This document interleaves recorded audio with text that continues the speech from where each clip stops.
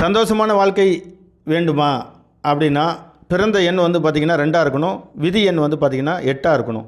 அவங்களுக்கு வந்து என்ன மாதிரி இருக்கும் அப்படின்னா, எந்த ஒரு விஷயத்தையும் கச்சிதமாக துல்லியமாக முடிச்சிருவாங்க. அரசியலில் மிகுந்த செல்வாக்கு இருக்கும். பதவி பெறக்கூடிய வாய்ப்புகள் வந்து இவங்களுக்கு இருக்கும். சுகபோகமான வாழ்க்கை வந்து வாழக்கூடியவர்கள். இரும்பு சம்மந்தப்பட்ட தொழில் நல்லா இருக்கும். கருப்பு நிறம் சம்மந்தப்பட்ட தொழில்களும் திரவம் சம்மந்தப்பட்ட தொழில்களும் இவங்களுக்கு வந்து நாளுக்கு நாள் விருத்தி அடைஞ்சிக்கிட்டே இருக்கும். அந்த தொழிலில் இருந்தாங்கன்னா வாழ்க்கையில் ஒரு மிகப்பெரிய உயர்ந்த நிலைக்கு அடையலாம். அதாவது தமக்கு கீழ்ப்பட்ட மனிதர்களாலும் தொழிலாலும் இவங்களுக்கு செல்வம் புகழும் பேர் புகழ் உண்டாகிட்டே இருக்கும். சரிங்களா? வெளிநாடு சென்று செல்வம் சேர்ப்பதில் வந்து பார்த்திங்கன்னா ரொம்ப திறமைசாலிகள். கடன் உங்களுக்கு இருக்காது. கடவுள் நம்பிக்கை வந்து அதிகமாக இருக்கும்.